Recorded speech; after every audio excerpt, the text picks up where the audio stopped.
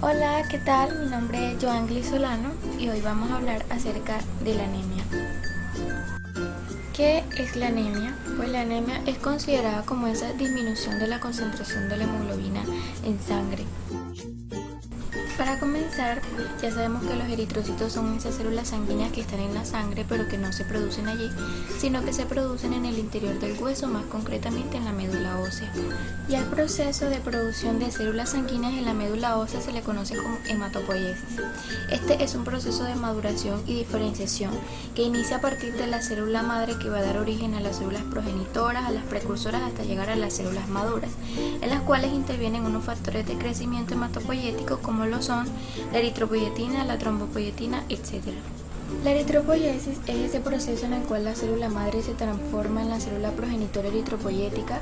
Esta va a irse diferenciando y proliferando, transformándose en proeritoblasto, que irá generando otros precursores como eritroblasto hasta llegar al reticulocito que pasa a la sangre periférica y en 2 días se transformará en glóbulos rojos maduros. El eritrocito maduro es esa célula que no tiene núcleo en su interior, no tiene ADN, no tiene orgánulos. Lo que posee entonces es la hemoglobina, que es la proteína que sirve para unirse al oxígeno. Además, esta funciona como transporte de oxígeno a todos los tejidos. La eritropoyetina entonces es esa hormona producida en el riñón encargada de regular la eritropoiesis, que actúa a nivel de la médula ósea en la célula madre para generar los glóbulos rojos. Esta eritropoyetina del riñón es sensible a hipoxia ya que posee unos sensores de transcripción que inhiben la síntesis de EPO y de la célula progenitora de la médula ósea. Los glóbulos rojos tienen una vida media de 120 días y conforme envejecen se van volviendo más rígidos y a nivel del vaso quedan detenidos y son fagocitados por macrófagos. La eritrocateresis es un proceso en el cual todo se reutiliza, por ejemplo, el hierro de la hemoglobina para crear nuevos grupos hemo.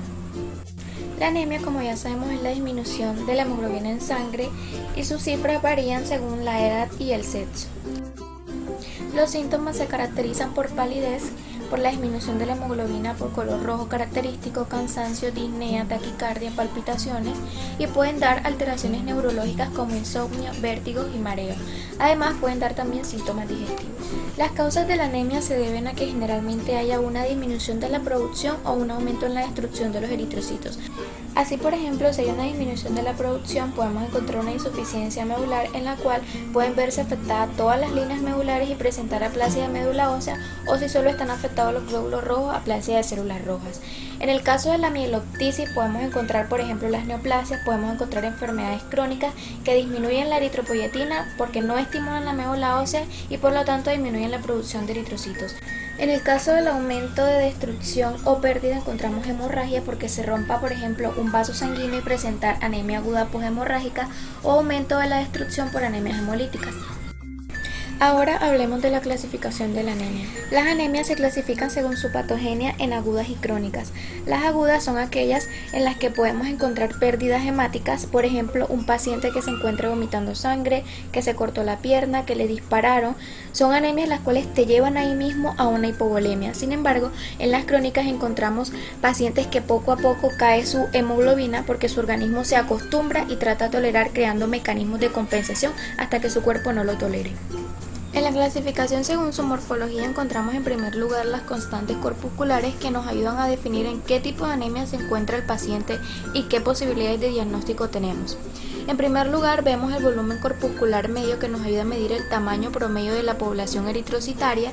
Encontramos la hemoglobina media corpuscular que nos ayuda a medir la cantidad de hemoglobina en cada eritrocito y encontramos la concentración de hemoglobina corpuscular media. En las anemias microcíticas encontramos que su volumen corpuscular medio es menor de 80, las normocíticas varían entre 80 y 100 y las macrocíticas mayor de 100. También podemos encontrar las anemias según su clasificación funcional, que son aquellas que se dan a través del conteo de reticulocitos, es decir, si producen o no producen reticulocitos. La regenerativa es aquella que produce y se dan, por ejemplo, en hemorragias agudas, anemias hemolíticas, y las regenerativas en estas sí no producen. Las anemias ferropénicas encontramos que se producen como consecuencia de falta de una cantidad de hierro suficiente para la síntesis de hemoglobina. Esta se puede dar más que todo en lactantes y niños. Al momento de realizar la historia clínica debemos tener en cuenta aspectos muy importantes como los hábitos alimenticios, el consumo de medicamentos, etc. En las anemias megaloblásticas, esta se da debido a una alteración en la síntesis del ácido desoxirribonucleico. Las células se dividen lentamente, pero el desarrollo del citoplasma es normal, por lo que las células tienden a ser más grandes. Aquí tenemos que tener en cuenta síntomas específicos como piel seca y amarillenta, que en la boca podemos encontrar glositis, etc.